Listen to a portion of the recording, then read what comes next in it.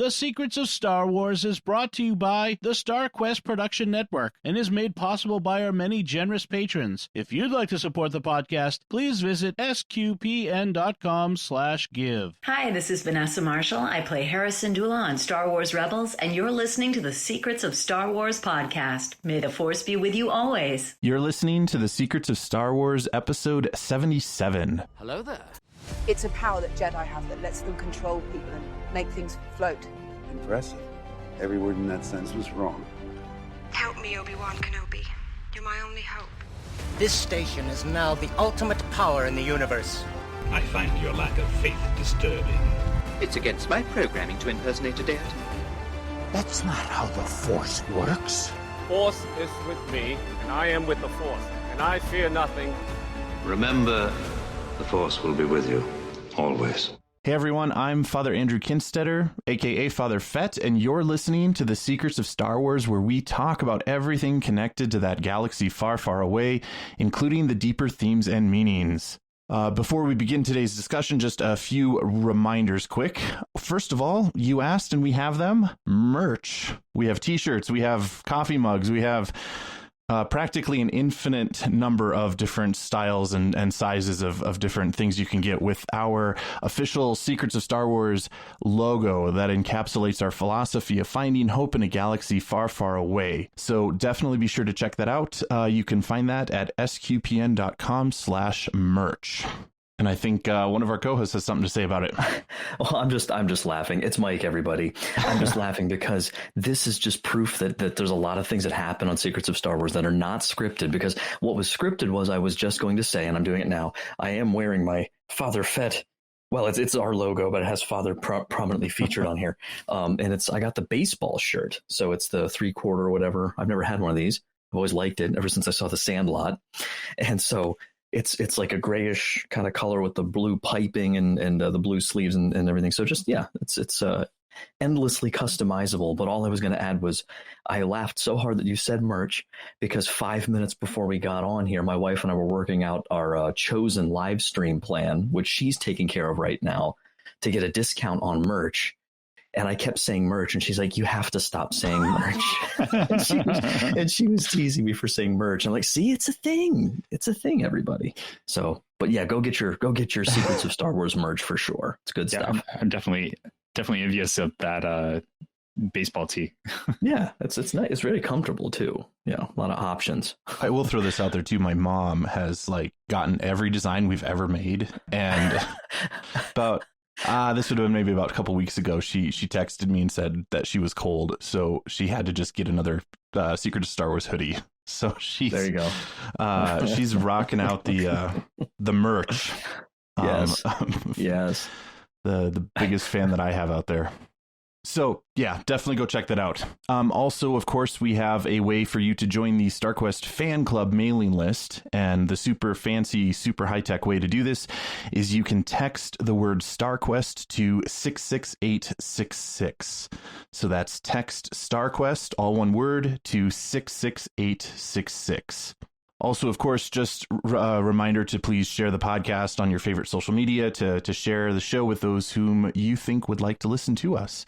And definitely leave us a review on the various podcast platforms to let us know how we're doing. And that also lets us be seen by more people who would be interested. So definitely go do those things for us. That helps us out a lot. Today, we are discussing the 4th episode of The Bad Batch, titled Cornered. And joining me on today on the panel are, first of all, of course, you've already heard him speak, Mike Creevy. Hey, everybody, how's it going? Doing well. And second and finally this evening is Thomas Sanjurjo. Hey, Father, how's it going? It's great. Yeah, it's Pentecost Sunday, so birthday of the church. Mm-hmm. So it's a good day.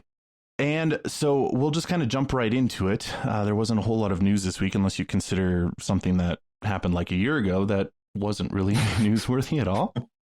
And now that I say that, I need to clarify.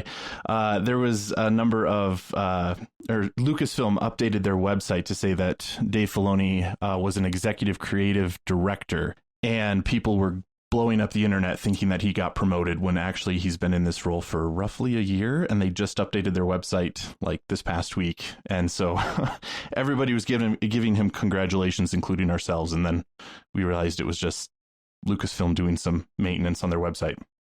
So congratulations, Dave Filoni, a year post.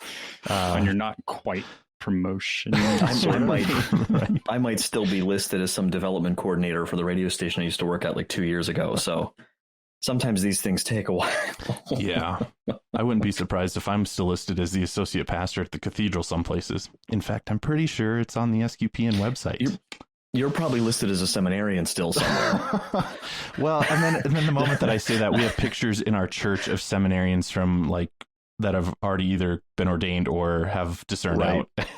And we need to update that. Take a while. Anyways, jumping into this episode of The Bad Batch.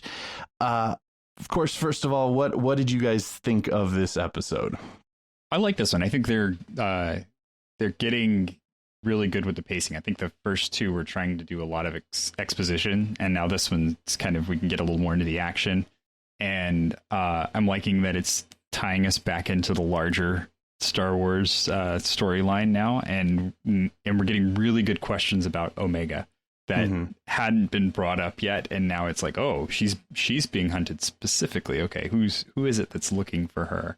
So it's nice to get kind of a broadening of the scope of the show, as well as just a really cool series of action sequences.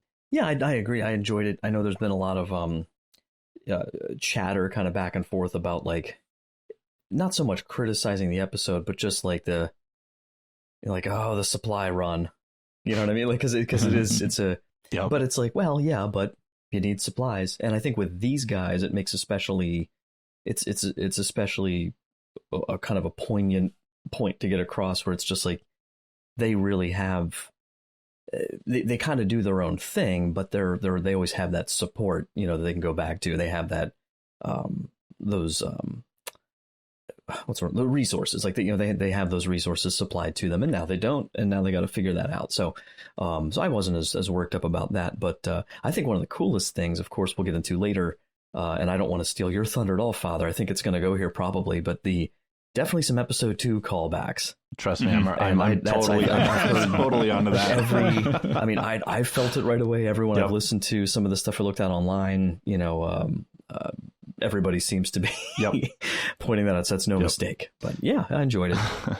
Yeah, I will get to that when we talk about those chase scenes, because there's actually some really cool parallels there. But there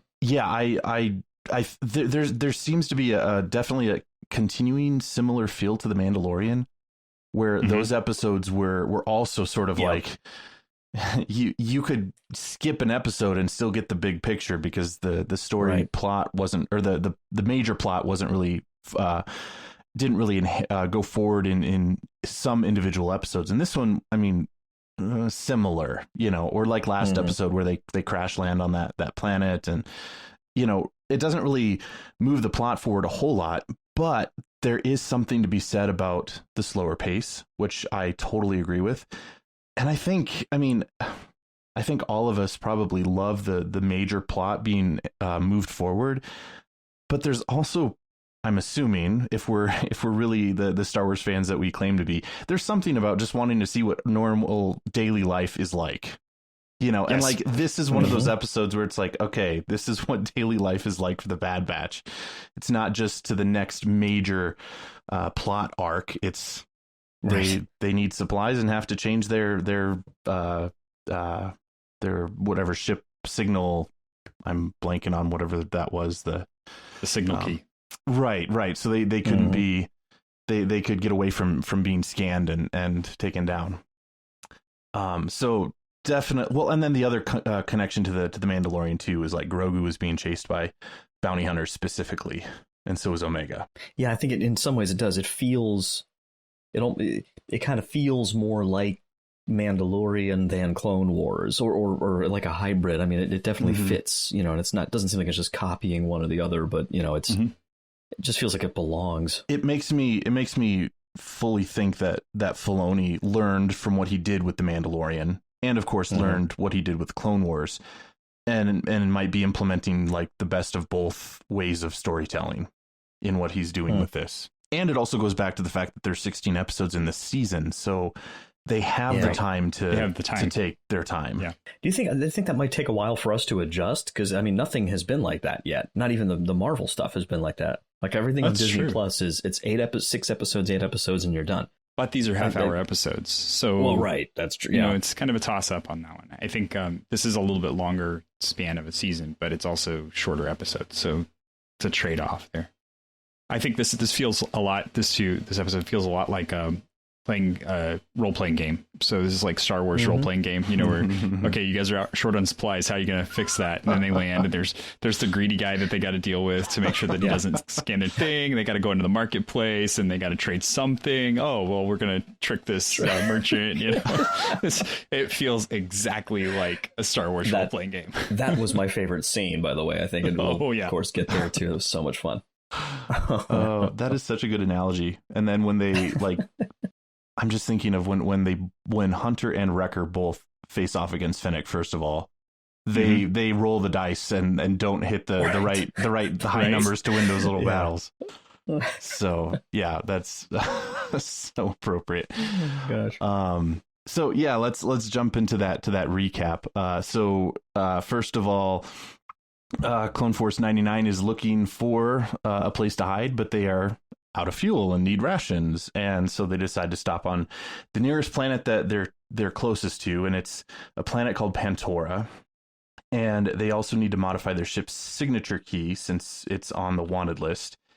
And Omega's happy because she wants to just explore. She doesn't want to go hide. I liked and they keep kind of drawing this out, is I like her natural childlike curiosity about things. So that's highlighted there. After landing on Pantora, they bribe the port worker to forego scanning their ship and the logs, which was a really funny. That was scene. A great scene when Wrecker says, "Hey, we're getting good at this civilian thing." Right. Well, as if like bribing port officers is what normal civilians do. Right. Okay. I think was that Taron and Killam, I think, in the credits. I did not look from Saturday Night Live. I don't think he's still on the show on there, but I think it was him and Bobby Moynihan both had credits for this episode because Bobby always shows up somewhere, you know. But yeah, I think that was Taron Killam. I think did the voice of that. I just lost the name. Whatever you'd call him, the port worker. Port guard, yeah. I also just like Wrecker becoming. I think Wrecker's the comic relief, like because even when he's getting. Or when he has to bribe the port worker, he didn't even realize what the port worker was asking for. Like the first 2 times, he's like, "You could do this, perfect, we're good to go." And yeah, but even like multiple times, I even wrote down a few different times where Wrecker just like, I think when like all the police vehicles are moving towards the action, and he's complaining that he's not in the middle of the action, and just. Or even the other one that I wrote down was when Tech is having him pull out things on the ship to get to that signature key. He's like, I don't really care. Just tell me what to pull out of the ship. You know, he's a big softy, a big kid. So they bribe the port worker not to do that, and the port worker then contacts some mysterious female bounty hunter who is also looking for the shuttle. And of course, we know specifically she's looking for Omega later on. And of course, we already know who this is. It's Fennec. I guess we'll jump into it now here. What did you guys think about her introduction into the Bad Batch? So we've known her from The Mandalorian, but this is the first time that we see her in this era and in this format. She's missing some wounds, some scars, which I thought that's an interesting, significant thing because that's something that I would not leave to Filoni as just he is going to leave it out or something. That's definitely going to come into play in the storyline. Well, I was like a lot of people. I was curious, and I thought the same thing with Bo-Katan, because my wife and I were trying to figure this out. And when she appears in what was the name of that episode in Mandalorian? Was that Eris? I think the Eris I want to say, so, in season 2.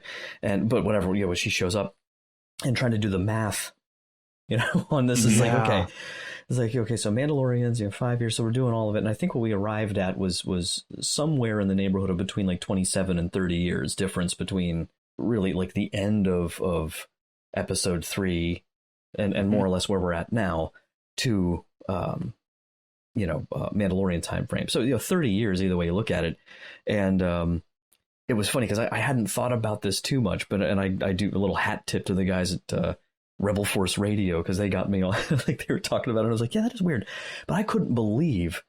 I guess I hadn't looked it up before. I hadn't noticed this, but Ming-Na Wen is 57 years old. Yeah. Mm-hmm. I was going to say that totally fits Ming-Na Wen. Like, if only, if any of us could be, in that sort of good shape and just general kind of like maneuverability when we're 57 years old. I was like, are you kidding me?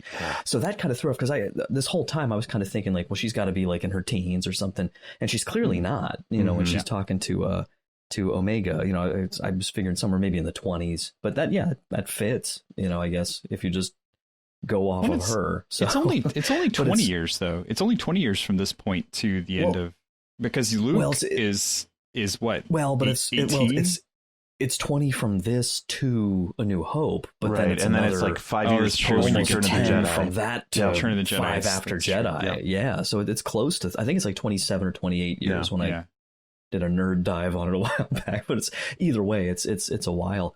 But I was just thinking, I was like, that's, that puts Ahsoka and Bo-Katan somewhere in that maybe like mid to late 40s or something like that. But but yeah, so anyway, that was just something that when she took her helmet off, I think she just seemed older than I expected her to be.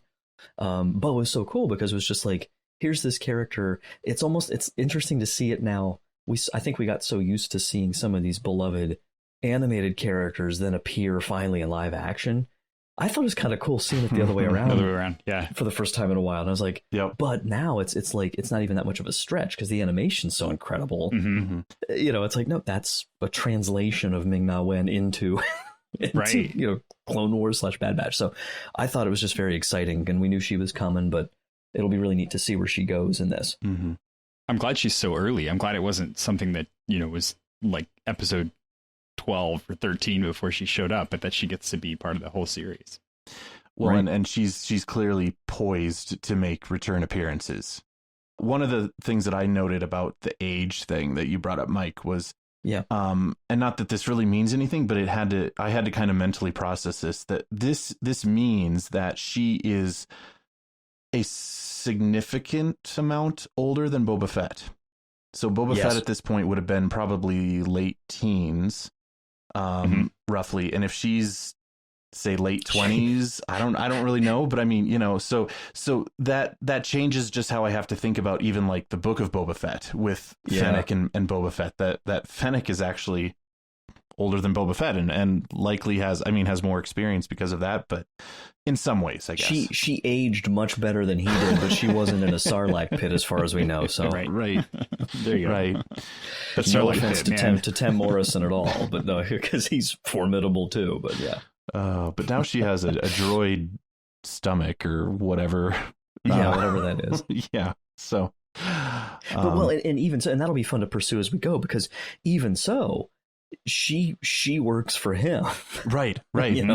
Yep. And so that even if any, like, I feel like the cooler they build her up, they're clearly, because they're always promoting all their stuff. So this is all, I have no doubt that we're going to see Boba in this season. I wouldn't be surprised by that at all. Maybe not, but it would certainly help their ongoing marketing for everything. It would tie into who she's that, that's we had this discussion after the episode, like who's she working for? And there is a very distinct possibility that it could be Boba Fett because he's looking to hunt down all this Omega clone of his father. Ooh, that'd be cool. Hadn't considered that. Yeah. We'll circle back around to that because that's an interesting conversation. Speaking back on Fennec, I of course appreciated and loved that Ming-Na Wen did the voice, and she was super excited to do that. And I loved that she still has, the helmet that she had from the Mandalorian. So there's I kind of want the backstory on that particular helmet, but she's had that for most of her bounty hunting life then. It really seems like a Mortal Kombat kind of thing to me. I don't know. There's just something. That's the vibe I get off that thing, but I don't know. She's also pretty good at, hand-to-hand combat. So yes. Yeah, I think she would be good in that game too. Yeah. Oh, so yeah. Father, you got to get her on the show. We got to get. I'll do my best. Man, you would have some huge fans awesome. Around this house cheering on Ming-Na Wen. Oh, yeah. I put out my feelers and see who bites. And so we'll see. I'll keep trying because that's been really cool to be able to do that. At least starting to do some of that. So back to the episode, we have Tech and Wrecker staying behind to modify the ship while Hunter, Echo, and Omega head off to find supplies. And Hunter tries to sell their only explosive to get money. And it took me the second time through to pay attention enough to notice that that's the same explosive that he uses to then rescue Omega later on in the episode. Yep. So I was I was happy to note that, he actually didn't sell it. So he sells, quote unquote, his droid Echo for 3,000 credits. I loved how Echo was like, I'm so worth more than 3,000. You're kind of getting more than that for me. And then when he's leaving and he's like, you got a bargain for me or something like that, Right. You got me for a bargain, yeah. Omega gets distracted by what I'm calling a Pantora dog or Pantoran dog. I don't know if there's a name for that thing, but it reminded me like this is the dog equivalent of a Loth cat. That was it was the dog. It was the same kind of dog from Resistance. Oh. That, oh my gosh, what is her name? I'll look it up here. But it was like, I forget the dog's name was, so this isn't the first time that we've seen a dog like that. No, it was he featured, what was his name? Buggles. It was Buggles. I want to say this is a heck of a pull. Yeah, Buggles was a pet. There it is. Buggles was a pet male Vorpak owned by Toradoza on the Colossus. All right. It's a weird that bird looking. It's like half bird, half dog. Yeah, but that was as soon as I saw it, I was like, that's that weird dog thing from Resistance. It's awesome I think that's the first tie-in I've seen from Resistance, which I didn't really enjoy that much. I know it got pretty negative reviews overall. It didn't reach the height of Clone Wars or Rebels, but I don't know. I think that's the first tie-in I've seen from that directly over. So I think I thought I read, and I didn't confirm it, but I think Clink, one of the droids, was also in, or that style of droid, I think was also in Resistance. Okay. But I have not watched all of Resistance to be able to confirm that. Yeah. So yeah, that hasn't been one that's been on our docket. So yeah, so maybe they pulled both of those things as a tie-in to Resistance. Yeah, I think my that's a whole other thing, but I kind of got the impression because they were trying to tie in Resistance to Force Awakens and Last Jedi and stuff, but I kind of got the impression that they didn't really account for where things went with it was, as far as connecting it into the sequel trilogy, it didn't end up really mattering all that much. I think so, but there are some fun things that are kind of cool to see show up. It seemed to be a much smaller story too, and aimed at a younger audience even than like the Clone Wars or Rebels, and it's one that I want to get through eventually, and I think we'll try to talk about it on the show at some point in the lull. It gets better, yeah. So, we might see these characters again, or these animals.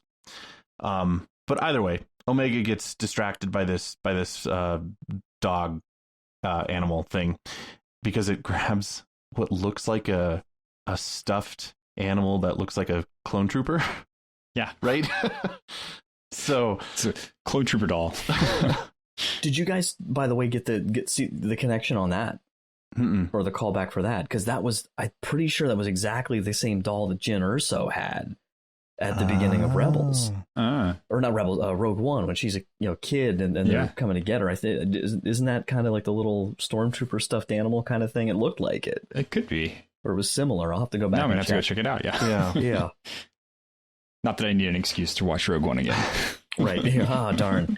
Right. Dang it. So, either way, the dog takes that and Omega chases it down, and ultimately she gets lost and is discovered by Fennec, who pretends to want to help her find her family again. And we then see Echo tasked to supervise this group of droids, and the protocol droid is offended that she's not in charge anymore. She was very impolite for a protocol droid. Yes. I was kind of surprised. It also made me realize just how I want to say this charitably, how not smart the owner of those droids are, because they all have restraining bolts, but he doesn't even try to put one on Echo. Like, he did. There was one. There was one. Okay. Mm-hmm. Okay. Yeah, he had one. If you watch his chest, that's why I was watching it, because I was like, okay, did he actually put a restraining bolt on, and what would that do exactly? And apparently, that's nothing a good point. Is the answer. Yeah, Okay. He's smarter than I was giving him credit for. There was actually one there. So yeah, apparently it does nothing to organics, which makes perfect sense. Even though Echo's. That's what I was wondering. Like, is that more going to affect the machine part of Echo? But no, apparently it doesn't. Maybe that's proof that he is not more machine than man. Right. Because I think what it does is part of the whole shtick with the restraining bolts is that they affect the personality chip of the droid that it's on, and so that's why R2 couldn't do the things that he normally does when he had the restraining bolt on, because normally he doesn't care. Like R2 just does not care anything for convention, right? But so when he had the restraining bolt on, he was forced to behave like what they expected him to, and they do that because, like, an astromech droid working on a moisture farm wouldn't be doing the right stuff, because they would tend to do the astromech kind of thing. But the restraining bolt keeps them in line to doing, what they're supposed to be doing on the farm. And, when you take it off, then the droid can go back to doing whatever its default programming is. I'm glad that you knew that. Star Wars. You play enough of the RPG, you got all this kind of pocket information in your... Yeah. But this group of droids will come into play later on in the episode as well. Meanwhile, Hunter is tracking down Omega, and we have this scene where Fennec nonchalantly steals some food to give to Omega, and she tells Omega that it's okay to break the rules sometimes. And we also have Omega, in her kind of naive, childlike generosity, inviting Fennec to come along with them because she's alone, and she wanted her to be part of a family. I thought that this was an interesting insight just into Fennec's kind of morality. It's she said it's okay to break the rules sometimes, and I felt like I needed to clarify for her what that means, because it is okay to break the rules sometimes, but it depends on what the rule is. Now, Fennec never clarified that, and at least in terms of Catholic morality, the rules that we would find is okay to break are unjust rules, right? And Fennec, of course, that's not what she's referring to. She, like, what she did to steal the food was not something that was at all justifiable for a morally good action in that little point. And I think Fennec can afford some fruit. Right. Yeah. I'm just saying.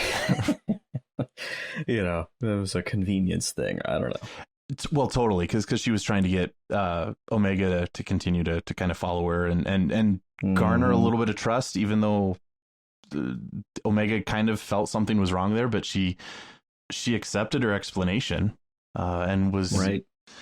I think that again kind of just shows a little bit of the childlike naivete of Omega. She's still learning, and she's following what the adults say, and she hung out with Fennec. She developed quite a different set of moral code. But Fennec is a bounty hunter, so that totally fits where her character is. Hunter finally arrives, and this is when the trouble begins. And Fennec manages to, of course, knock Hunter down in that moment, and takes Omega, and they start to have the chase scenes. I love that when Hunter arrives, though, he immediately knows that this is bad news. Like, there's no question in his mind about it. He sees the situation exactly for what it is and goes to draw his knife and automatically squares off with her. Mm-hmm. And I think that says who Hunter is. He has that sensing capability, and yeah, Fennec is giving off that bounty hunter vibe to him, at least. So Hunter gets Tech and Wrecker at some point also to kind of help him chase down and find Omega. And Echo at this point removes all the restraining bolts of his new droid friends, and it takes them back to their ship so they can repair it and hit the road quickly. That was when he also tells the owner that he got a bargain on Echo. Hey, you're not a droid. We have the kind of the action-packed chase scenes. You know, Omega escapes into a maintenance tunnel where she encounters Wrecker because he's been informed to try to track Omega down, and Fennec follows them down there, and Fennec and Wrecker face off, and I was just astounded by how quickly she just took him out. That was many comments around my house about that. Like, whoa, that was quick. Yeah. But I think it speaks to the training that Fennec has, because I know Wrecker to not be that much of a pushover. So, and she did take out Hunter, sort of. And the chase continues. Omega climbs this maintenance tower and dangles off of it. Hunter steals a speeder bike and begins to chase Omega and Fennec, because at that point, then Omega falls onto what I would call like a dump truck kind of repulsor lift dump truck kind of thing, and the chase is on through the city. There was a comical moment there too where Omega activates the dump truck, and the driver has like his music on and just it's not bad. Yes. Well, I was laughing because they, good old Aqualish, which, and what's so funny is I won't say it, but the thing that we always think whenever we see Ponda Baba in episode 4, and you're like, why does his mouth look like that?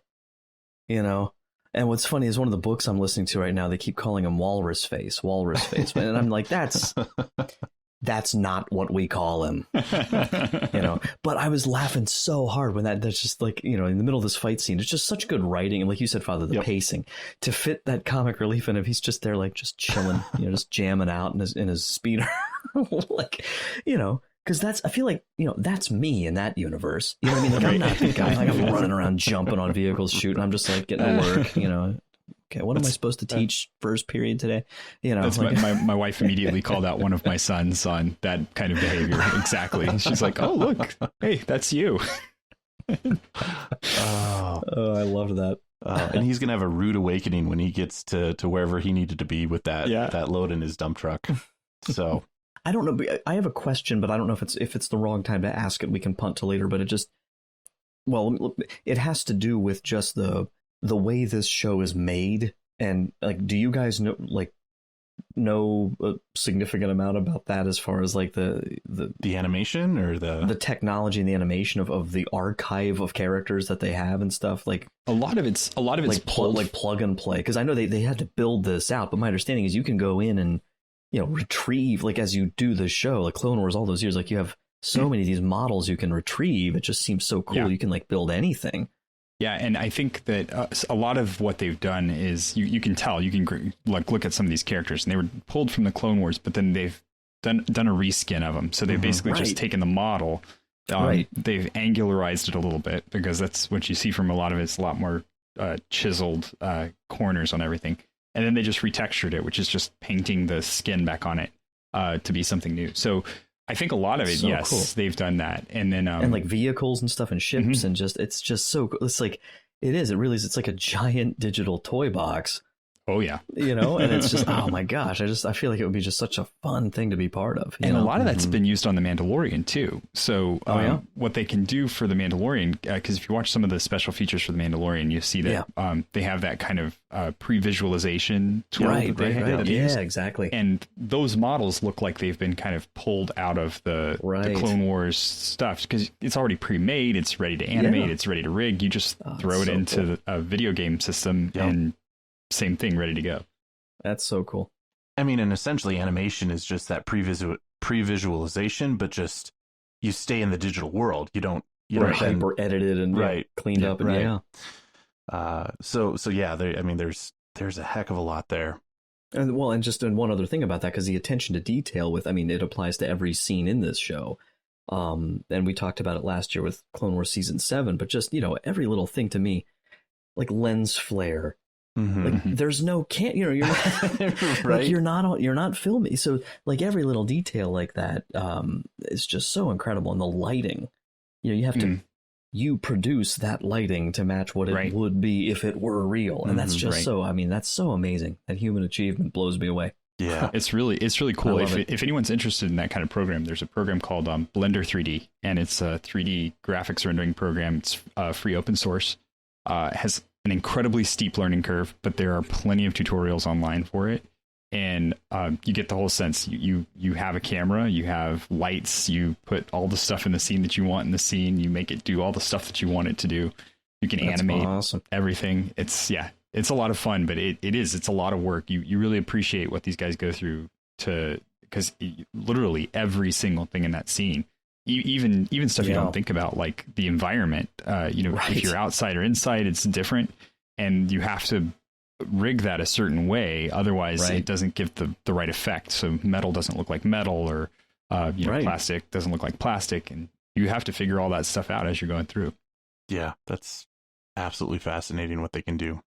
The back to the chase scenes, it finally concludes with Hunter throwing that explosive that he didn't have to sell onto the ship that Fennec was piloting, forcing her to crash, and he rescues Omega in the process.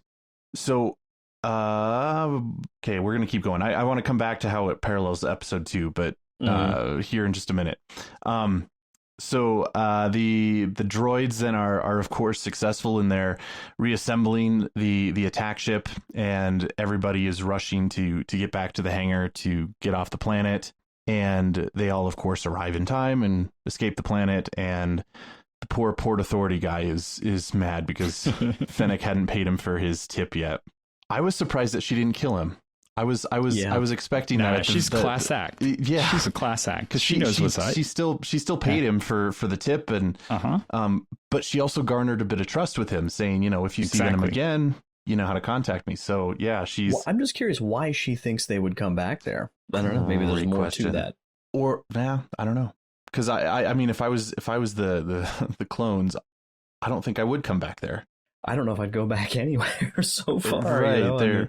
Unless they really need Cut again. Well, he's gone too, so Yeah, yeah, they haven't gone anywhere yet that they would, in theory, return to. Mm-hmm.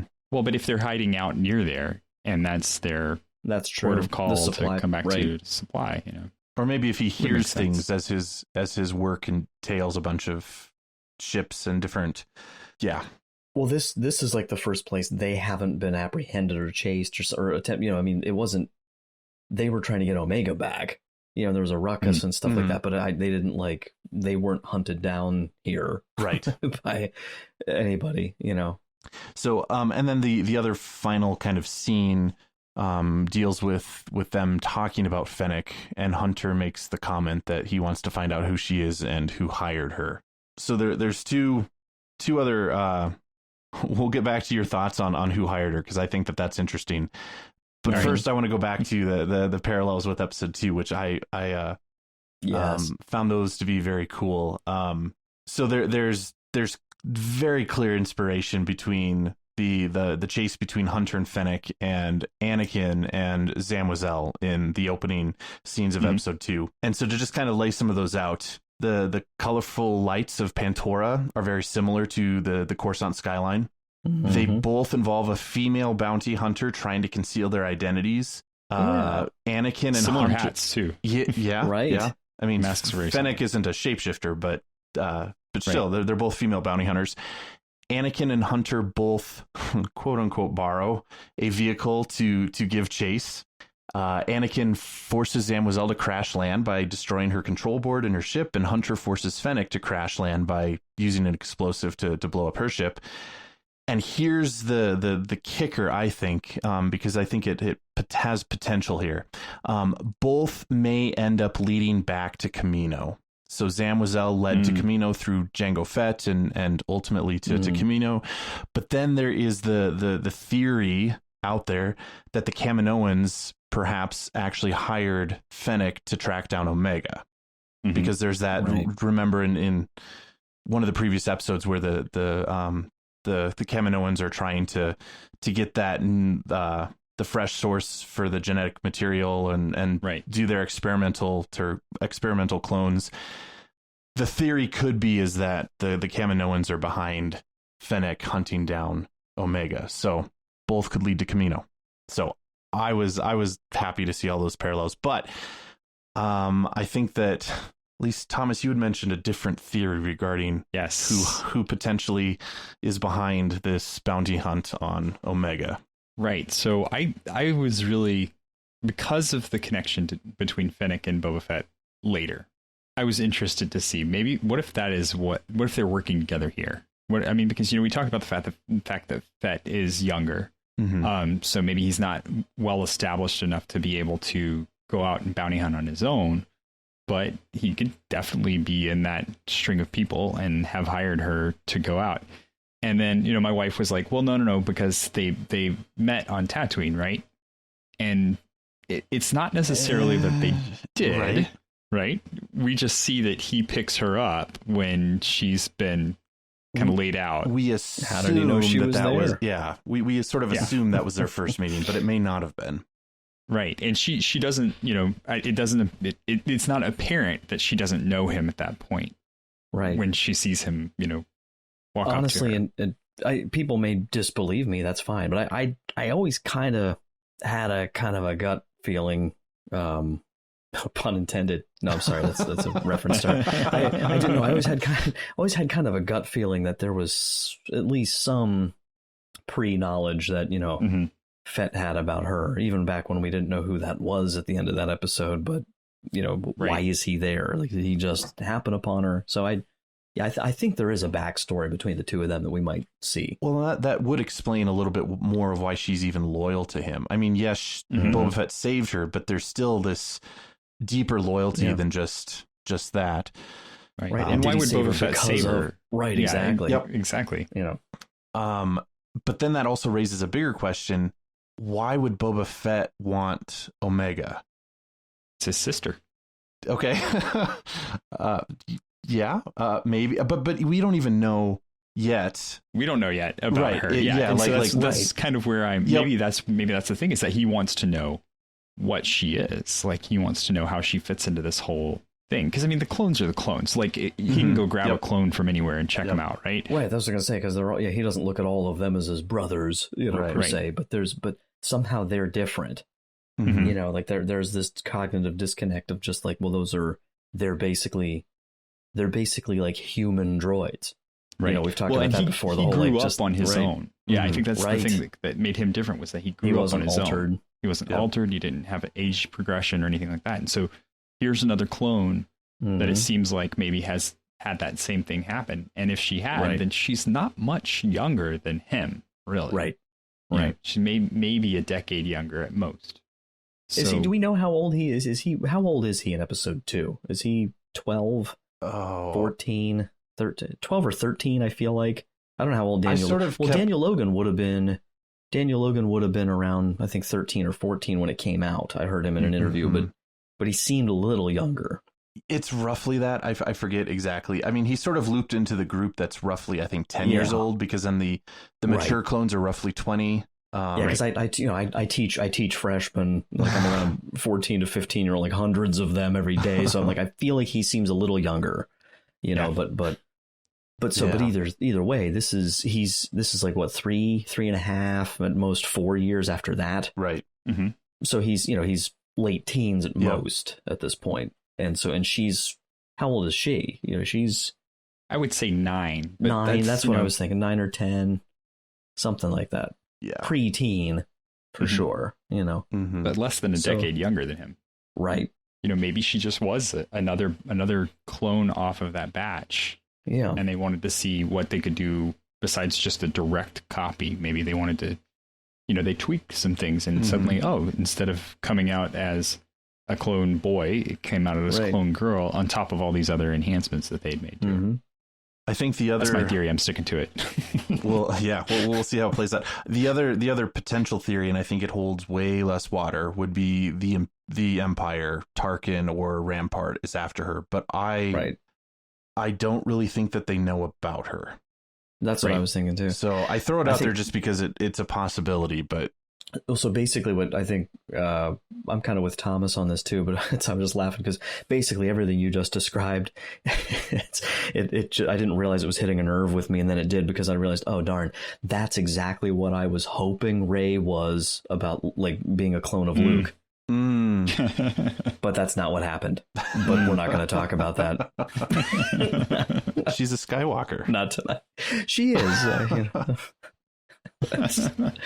But no, I by the way, have we really established, I just have a question about this too, because we're still early on with it, but I think a lot of us, I know I'm in this camp, I think you're tending to kind of think that she is some kind of composite, or that she has some array of the skills that the rest of them have. Especially because they did say that, she's this fifth, fifth element or whatever. But that's a multipass. Go back and watch. Deep dive. That's getting kind of meta. But I wonder, do we know that we don't know it? But I'm just wondering, like, what? I'm trying to remember, what have we actually seen her do? Like she had if nothing else, she had a lucky shot. I don't know if we officially know it's because she's groomed for it, but like the crosshair thing, right? That was really made good. Sense. It was awesome, and I think there's something to that. But it's also like, have we seen her do something ridiculously techy, ridiculously strong? Yep. Did she do 100? So the dragon episode, she tracked down the dragon. Yeah. So she's done those. I would say that she has done plenty of techie things because she's she's just able to operate all the stuff, and we keep hearing how sheltered she is, and yet she's like, she figures out this tech like it's nothing, That's true. So, I think we're heading there. I can't wait to see until the Wrecker thing. She just picks up, like it'd be great if Wrecker was under something and she like lifts it, but that'd be pretty so cool. The adrenaline has to, but she's still a kid, so we don't know how strong Wrecker was when he was at that phase. So there's is Wrecker's thing that Wrecker's strong, or is Wrecker's thing that he's that like innocent? They sort of imply that it's his strength. I think so, but I wonder, does he even really know? I think there's more to him than just the strength, because he is that, he's like the lovable uncle. He likes to blow things up, man. That's his specialty. He likes to blow things up. What are you talking about? That's still my favorite thing ever with him, when he's crying. The best day of my life. He's so good. And he's afraid of heights. Have we seen that yet in this? Remember how terrified he was when they were up on that tower? Oh yeah. That was there was an opportunity for it in this one, because she does end up on top of that tower after he gets in the fight with Fennec, but then he doesn't end up there either. There's all sorts of possibilities here going forward. Yeah. And like we already mentioned, I'm very happy with where they're at and where they're going. Yeah. So it's just fun. And I think that has to be the key. Like, that's the reason that we do this. That's the reason why we want to watch Star Wars, is that it's fun. Yeah. And I mean, and that the stories are relevant, and we like to dig into them and get deep. But well, and we were talking so much on the May 4th show about our origin stories and experiences with it. And honestly, I don't think we got into this as much, but like, if you had told 15, 16, 18, 20-year-old fanboy Mike that like I would be getting this much regular high quality Star Wars content. Yeah. Right. When I was in my late 30s, I don't think I would have believed you. Like it's so, and that doesn't mean it's all as good. That's all, that whole discussion always like, how's it doing and all that. But that's part of the fun of it too, I think. But the fact that it's not only is it not dead, you know, if it's like it's possible that it's really just getting started and flourishing, and you know, and that's the thing I really love too about it, is it's just there's no end in sight in a good way. And I married a woman who was marginally nerdy, you know, like she read a lot of books. That's kind of the nerdiness that we had overlapping with each other, was the reading a lot of books. But the quality of this stuff is so good that she's become a huge Star Wars fan. She's become a huge Marvel fan, you know, along with me, like sitting here watching these things that are coming out. And I'm like, thank goodness, finally the stuff that I'm liking is like, you know, mainstream enough that people can get into it. Yeah.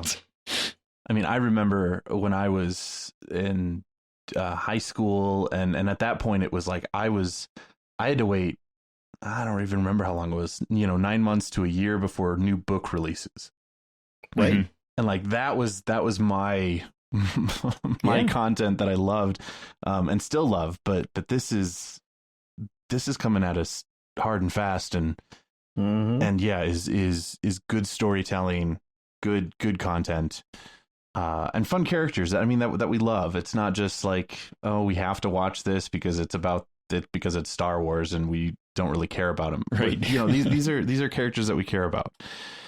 And it's good. Well, and you got a set here too that's like, you know, we cared about them instantly when they came up in the Clone Wars, and you know, because they were just goofballs and kind of that off color from everything that we were used to with the clones, and then getting to see more of them and this really deep dive into who they are and what drives them, and you know, what worries them, and how they react to having this extra member attached to them and a member taken away from them.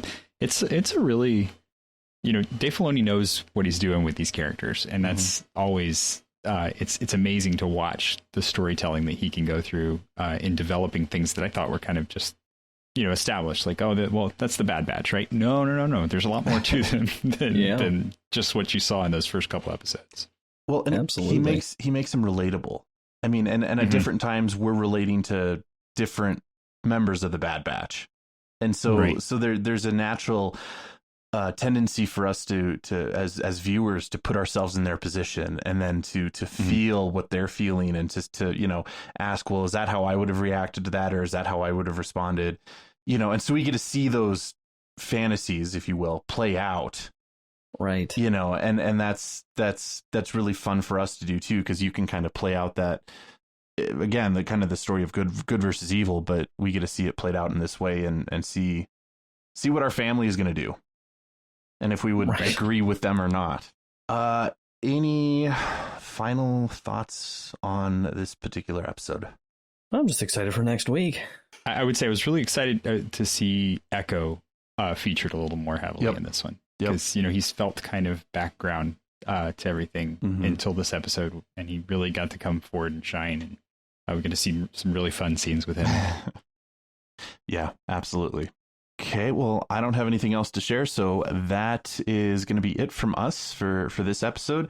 And of course, listeners, we want to hear what you think of this episode of The Bad Batch, and definitely let us know, and we'd love to hear your take on it. You can email us any feedback at starwars@sqpn.com, or you can share feedback on our Facebook or Twitter page.